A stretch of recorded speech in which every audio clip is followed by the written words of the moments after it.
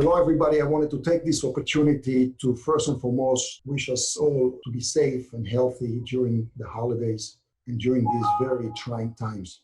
I've never seen this market volatility over the 3 decades I've been in this business. A part of that market volatility, in my opinion, are due to the fact that nowadays we have leveraged equity asset managers, what we call quant, computer generating trades, and risk parity strategies and low volatility equity type of indexes that were deleveraging in the hundreds of billions of dollars to the tune of actually $400 billion just between February and March that caused a lot of this market volatility. It also, because of that, makes the market impossible, in my opinion, to time and to trade. We are strong believers that during trying times, but also during any other time, investors need to be properly allocated.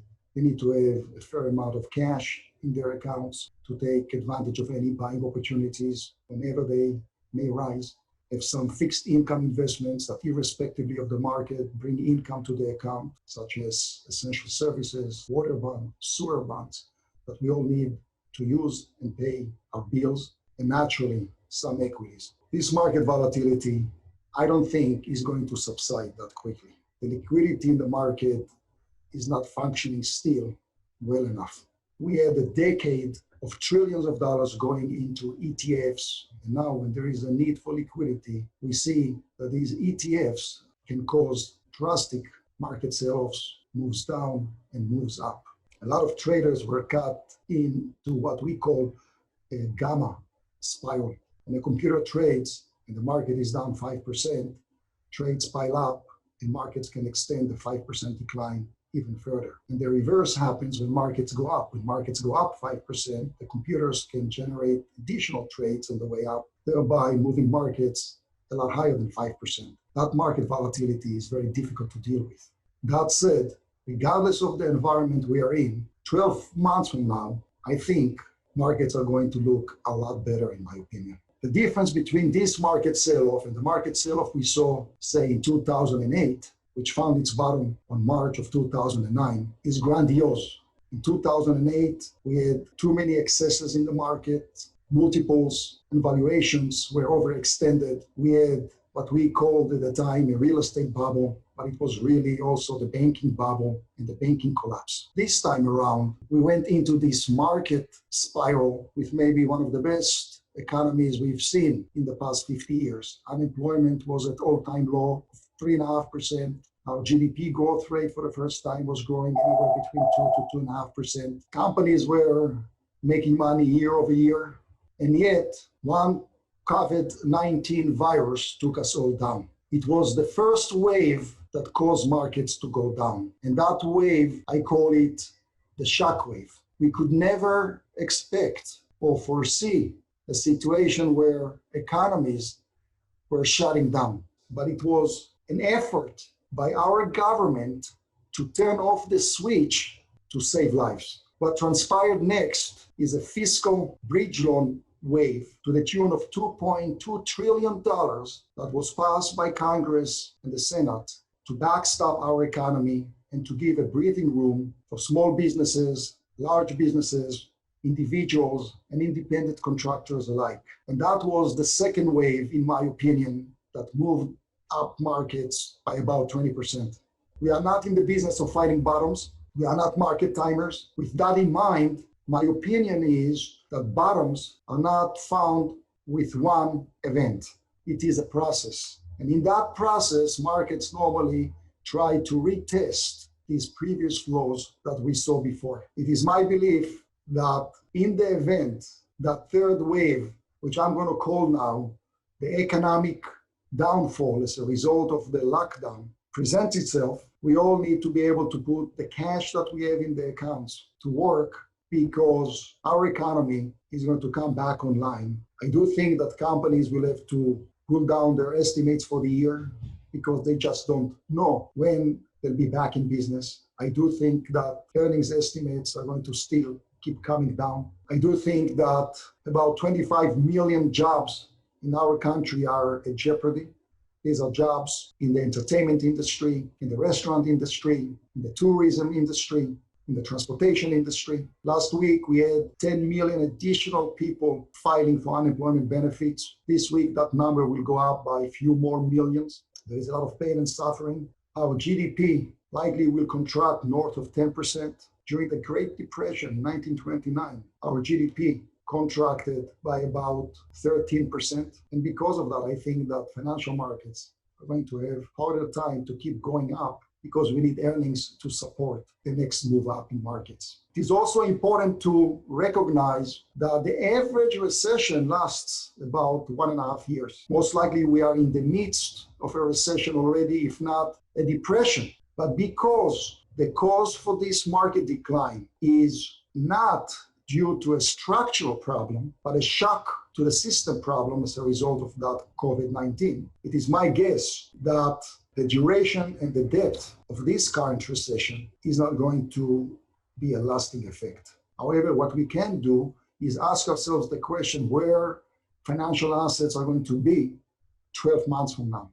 And because we do think that the US economy is going to reopen and life, granted gradually, will go back to normal, we can make a likelihood assumption that markets will be higher and we should be looking for buying opportunities, especially in the event markets will try to retest the previous lows. Normal, or should I say median bear market retracements are about 54% since World War II, and that is the data.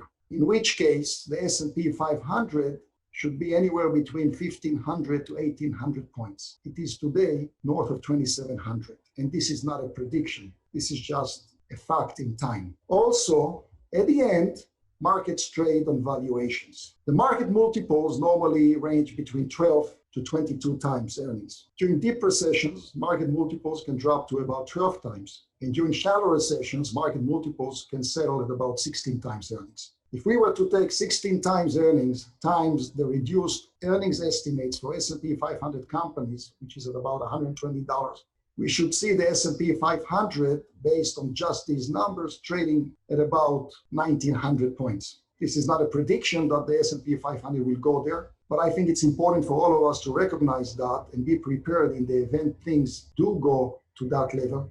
We should jump in and be buyers. Some examples might be a company like Microsoft that brings in $40 billion every year in free cash flow, a company that has $70 billion of cash net of debt on their balance sheet. Apple Computers that brings in $60 billion in free cash flow every year, that has $100 billion in cash net of debt on their books, that during these times are seeing their cloud storage goes up and their services and streaming go up as well. We might be looking at banks that are not the cause for the market decline, but very well can be the solution of this market decline. Not like in 2008 and 2009, our banks have very strong balance sheet. Most of them have north of 12% in net equity. Some of them trade very cheaply, like Citigroup at 60% times their tangible equity book value. I will not bet against the best minds in the world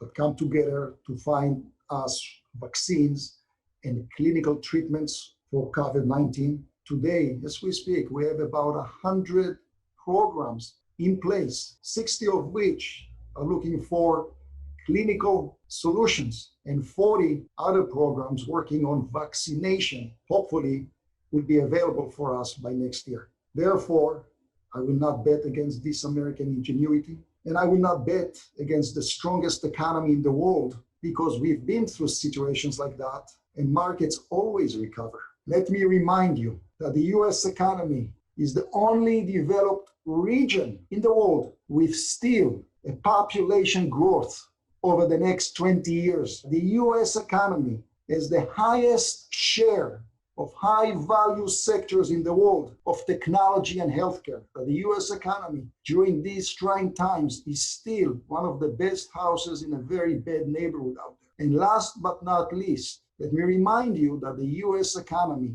remains the most liquid market in the world. Happy holidays, everybody, and stay safe. So keeping an eye on interest rates, the yield curve, and recent bond activity, we can see that the 10-year Treasury has recently hit historic lows, closing as low as 62 basis points as early as last Friday, April the 3rd. And this is due in part by the Federal Reserve's decision to cut effective interest rates to zero recently. We do know that interest rates after adjustment for inflation are at negative numbers, but that does not compare with negative interest rates that we're seeing in other places around the globe.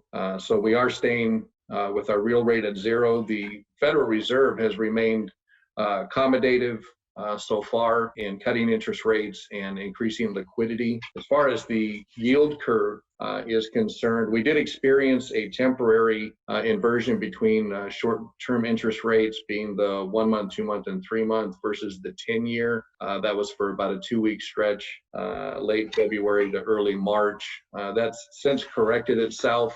And the yield curve is not currently inverted. However, spreads are pretty narrow. Going back to the liquidity, the Federal Reserve, as I mentioned, has remained accommodative by basically saying that they're going to extend record and essentially unlimited commitment to bond purchases, lending in order to keep liquidity and cash flow into the markets for households and businesses. So this is good news. To keep liquidity in the markets. As far as bond portfolios are concerned, we are seeing a bit of outflows that can be created from bond fund positions as investors seek to raise cash in their portfolios by exiting bond positions, and that can create some opportunities for us to go in and possibly purchase these at discounted multiples with solid, municipal type returns that we generally strive to achieve. The COVID-19 pandemic has brought about an unprecedented amount of volatility in the market.